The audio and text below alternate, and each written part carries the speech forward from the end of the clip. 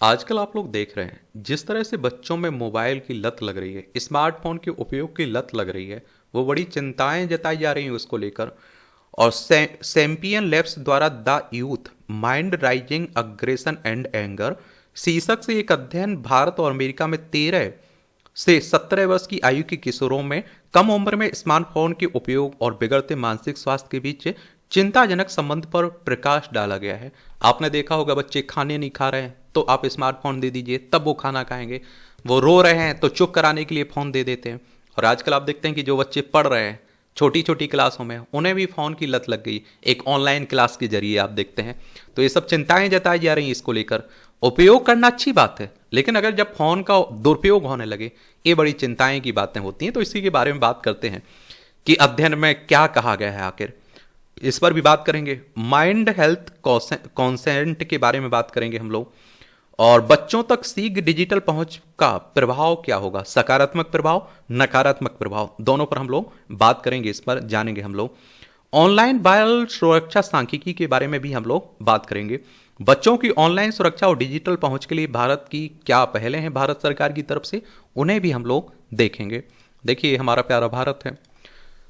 तो स्मार्टफोन का उपयोग मानसिक स्वास्थ्य, किशोरों के माइंड हेल्थ कॉन्सेंट पर आधारित अध्ययन से पता चलता है कि स्मार्टफोन के शुरुआती उपयोग और किशोरों के बीच मानसिक स्वास्थ्य में गिरावट के बीच एक महत्वपूर्ण संबंध है, और जिसमें आक्रामकता, क्रोध, चिड़चिड़ापन और मति भ्रम जैसे लक्षणों में वृद्धि हो रही है।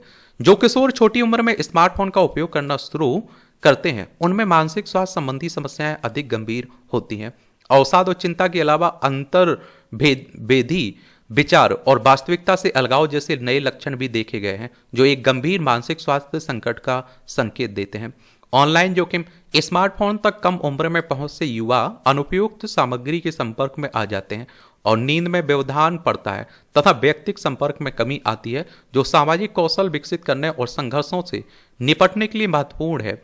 लैंगिक भेदभाव, तो अध्ययन से पता चलता है कि महिलाएं विशेष रूप से असुरक्षित तथा लड़कियों में आक्रामकता और क्रोध अधिक देखा जा रहा है। उल्लेखनीय रूप से 65% किशोरियों ने संकट की बात कही है, जो लड़कों की तुलना में काफी अधिक है। आपने देखा होगा इस तरह की खबरें नहीं आती रहती हैं कि माँ बाप ने बच्चों को रोका फोन से तो उन्होंने सुसाइड कर लिया, या माँ बाप को आप देखिए नुकसान पहुंचा दिया।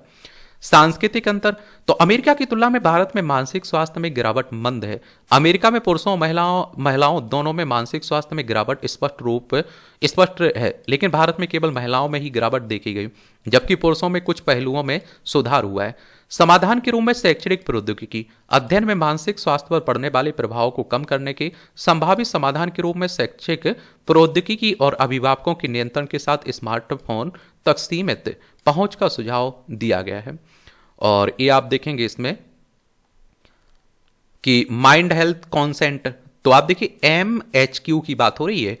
MHQ मानसिक कार्य के 47 पहलुओं का एक व्यापक मूल्यांकन है, जिसे 6 आयामों मनोदशा और दृष्टिकोण, अनुकूलनशीलता और लचीलापन, सामाजिक आत्म ड्राइव और अभिप्रेरणा, अनुभूति और मन शरीर संबंध में मापा जाता है। समग्र MHQ स्कोर कार्यात्मक उत्पादकता से संबंधित है, और जिसमें उच्च स्कोर अधिक उत्पादक दिनों से जुड़ा हुआ है। मानसिक कल्याण के विपरीत जो भावनात्मक अवस्थाओं पर केंद्रित है, मानसिक स्वास्थ्य भावनात्मक और कार्यात्मक दोनों पहलुओं को शामिल करता है तथा जीवन की चुनौतियों का सामना करने और उत्पादकता बनाए रखने की क्षमता पर जोर देता है। MHQ बनाम IQ और EQ, माइंड हेल्थ कॉन्सेंट बुद्धि लब्धि और IQ संज्ञानात्मक क्षमताओं को मापता है, और भावनात्मक लब्धि EQ भावनात्मक बुद्धिमत्ता को मापता है, से भिन्न है। और MHQ मानसिक कार्यों की एक व्यापक श्रृंखला को समाहित करता है, और जिसमें मनोदशा, लचीलापन और मन शरीर संबंध शामिल हैं। और इसमें आप देखेंगे, इसमें आपको देखने को मिलेगा बच्चों तक शीघ्र डिजिटल पहुंच का क्या प्रभाव होगा। तो इंटरनेट और सोशल मीडिया का प्रसार बच्चों के लिए दो धारी तलवार की तरह है। एक तरफ इसने लाखों लोगों के लिए शिक्षा को लोकतांत्रिक बनाया, वहीं दूसरी तरफ इसने बच्चों को हानिकारक और विषाक्त व्यवहारों के संपर्क में ला दिया है। इसके सकारात्मक प्रभाव की बात करें तो उन्नत शिक्षण अवसर, डिजिटल पहुंच से शैक्षिक संसाधनों विविध स्रोतों उपलब्ध होते हैं तथा भारत की पहले जैसी शैक्षिक सामग्री से पूर्व लोड किए गए टैबलेट सेट और प्रज्ञाता ये आप देखिए दिशा निर्देश यह सुनिश्चित करते हैं कि विद्यार्थी विचलित करने वाली सामग्री को सीमित करते हुए अधिगम पर ध्यान केंद्रित करें। ईपीजी पाठशाला विशेष रूप से दूर दराज के क्षेत्रों के छात्रों के लिए ऑनलाइन पाठ्यक्रम और सहयोगात्मक शिक्षण तक पहुंच प्रदान करती है। व्यक्तिगत शिक्षण तो आप देखिए आवश्यकता तैयार किया गई शैक्षिक सामग्री के साथ मशीन लर्निंग और कृत्रिम बुद्धिमत्ता आधारित प्लेटफॉर्म छात्रों को सीखने की शैली के अनुसार अनुकूल होते हैं। गेम, सिमुलेशन और इंटरैक्टिव प्लेटफॉर्म जैसे डिजिटल उपकरण अधिगम को अधिक आकर्षक बना सकते हैं और जिससे बच्चों को गणित, भाषा तथा विज्ञान जैसे विभिन्न विषयों में कौशल विकसित करने में मदद मिल सकती है। कौशल विकास तो आप देखिए डिजिटल प्रौद्योगिकी के संपर्क से बच्चों को समस्या समाधान, कोडिंग और डिजिटल साक्षरता जैसे महत्वपूर्ण कौशल विकसित करने में मदद मिल सकती है, जो वर्तमान की प्रौद्योगिकी संचालित विश्व में अत्यंत महत्वपूर्ण है। हाल के वर्षों में आप देखते हैं कि किड किड इन्फ्लुएंसर्स ने सोशल मीडिया विज्ञापन उद्योग को तेजी से आगे बढ़ाया है, जिसमें प्रायोजित सामग्री के माध्यम से बच्चे अच्छी मात्रा में धन भी अर्जित कर रहे हैं। सामाजिक संपर्क तो बच्चों को परिवार मित्रों से योजित रखते हुए एकाकीपन को कम करने में मदद करता है। सहायता का अभिगम यह मानसिक स्वास्थ्य संसाधनों और सामना करने की रणनीतियों तक आसान पहुंच प्रदान करते हैं। देखिए एक बात मैं पहले भी बोल रहा हूं आपसे, एक सिक्के के दो पहलू होते हैं। इसी तरह से आप देखते हैं कि मोबाइल का उपयोग भी कर रहे हैं लोग, दुरुपयोग भी कर रहे हैं। इसके सकारात्मक भी पॉइंट हैं और नेगेटिव प्रभाव भी हैं, समझ रहे हैं। अब देखिए नकारात्मक प्रभाव की बात करें तो शारीरिक निष्क्रियता किशोरावस्था भावनात्मक प्रवृत्तियों के विकास की दृष्टि से महत्वपूर्ण है, जिसमें निद्रा, शारीरिक गतिविधि, मुकाबला करने की कौशल, सामर्थ्य संबंध जैसे कारक कल्याण को बढ़ावा देते हैं। हालांकि डिजिटल माध्यमों तक बच्चों की समय से पहले पहुंच के कारण निष्क्रिय व्यवहार की प्रवृत्ति उत्पन्न होती है और जिससे उनके शारीरिक और मानसिक स्वास्थ्य दोनों पर प्रभाव पड़ता है। स्मार्टफोन के अत्यधिक इस्तेमाल से चिंता, अवसाद, नींद की समस्याएं, ब्रेन रॉट हो सकता है और जिससे मानसिक स्थिरता और संज्ञानात्मक प्रकार प्रभावित हो सकता है। निजता तकनीकी कंपनियां हैकर्स या फिर विज्ञापन दाताओं द्वारा किए गए उल्लंघन से पहचान की चोरी, धोखाधड़ी, हेरफेर और हानिकारक सामग्री के संपर्क में आने की संभावनाएं हो सकती हैं। साइबर धमकी अल्प आयु में ही स्मार्टफोन के उपयोग से बच्चों की ऑनलाइन उत्पीड़न के प्रति संवेदनशीलता बढ़ जाती है और जिससे उनके आत्मसम्मान पर प्रभाव पड़ता है और इस दशा में बच्चे उन दुर्जन द्वारा जबरन वसूली या फिर ऑनलाइन शोषण का शिकार हो सकते हैं, जो व्यक्तिगत जानकारी या एक्सप्लिसिट सामग्री का उपयोग कर उनके साथ छेड़छाड़ करते हैं या फिर उन्हें धमकाते हैं। चूंकि बिना फिल्टर की गई सामग्री के कारण आकस्मिक संपर्क या फिर लक्ष्य शोषण हो सकता है, इसलिए इंटरनेट के कारण बच्चों का पोर्नोग्राफी के संपर्क में आने का जोखिम रहता है और जिससे गंभीर विधिक और मनोवैज्ञानिक सुरक्षा संबंधी चिंताएं उत्पन्न हो सकती हैं। मेटावर्स और वर्चुअल रियलिटी के क्षेत्र में वर्चुअल प्रीडेटर धोखाधड़ी, उत्पीड़न, भेदभाव के माध्यम से बच्चों का शोषण करते हैं और जिससे साइबर बुलिंग के लिए अनुकूल परिवेश तैयार होता है। ये फोमो सोशल मीडिया पर प्राय एक आदर्श जीवन दर्शाया जाता है जिसके कारण युवा वर्ग को ऐसा अनुभव होता है कि वे कुछ खो रहे हैं, अवसर खो जाने का भय और जिसके कारण चिंता, तनाव और अपूर्णता का भाव उत्पन्न होता है।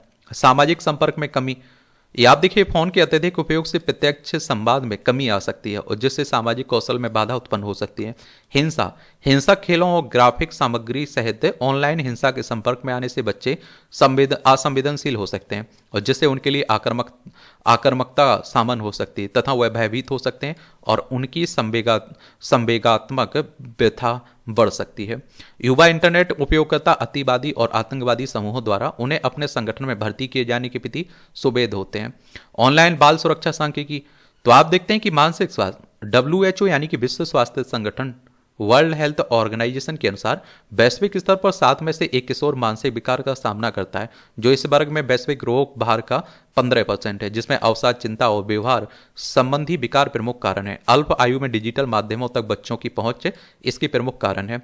किशोरों के मानसिक स्वास्थ्य की उपेक्षा करने से स्थायी शारीरिक मानसिक स्वास्थ्य समस्याएं उत्पन्न हो सकती हैं, जिससे संतुष्ट वयस्क जीवन के अवसर सीमित हो सकते हैं।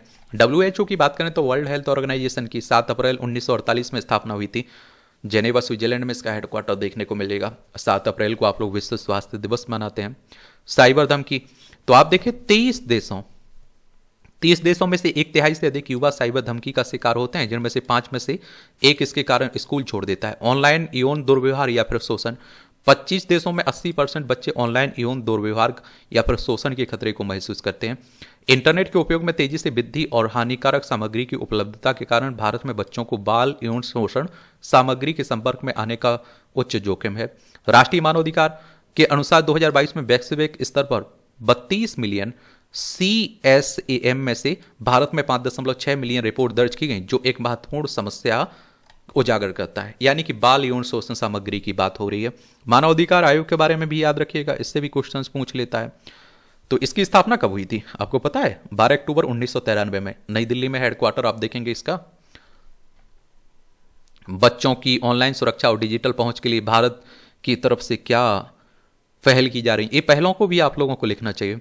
ऑनलाइन अपराधों से बच्चों का संरक्षण, पॉस्को अधिनियम यौन अपराधों से बच्चों का संरक्षण अधिनियम 2012।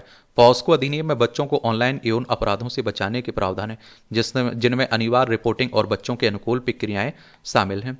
चाइल्ड लाइन 1098, यह देखभाल और संरक्षण की आवश्यकताओं वाले बच्चों के लिए एक राष्ट्रीय 24 घंटे की आपातकालीन टोल फ्री फोन सेवा। यह महिला एवं बाल विकास मंत्रालय की एक परियोजना है।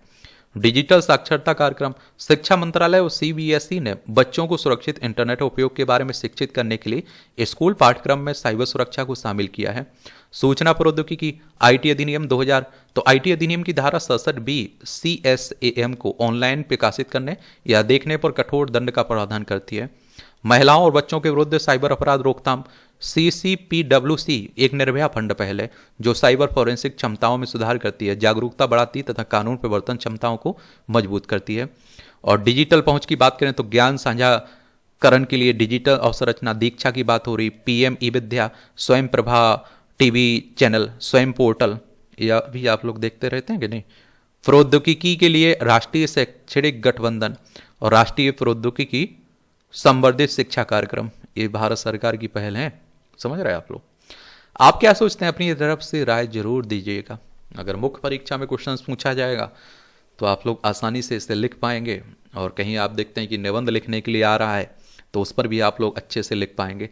प्रीलिम्स में भी क्वेश्चंस पूछ लिए जाते हैं। मैं इसीलिए तो कहता हूँ कि जिस भी एग्जाम की तैयारी करें उसके पुराने क्वेश्चंस पेपर उठाकर जरूर आप लोग देखा करिएगा, सिलेबस जरूर देखा करिएगा। धन्यवाद।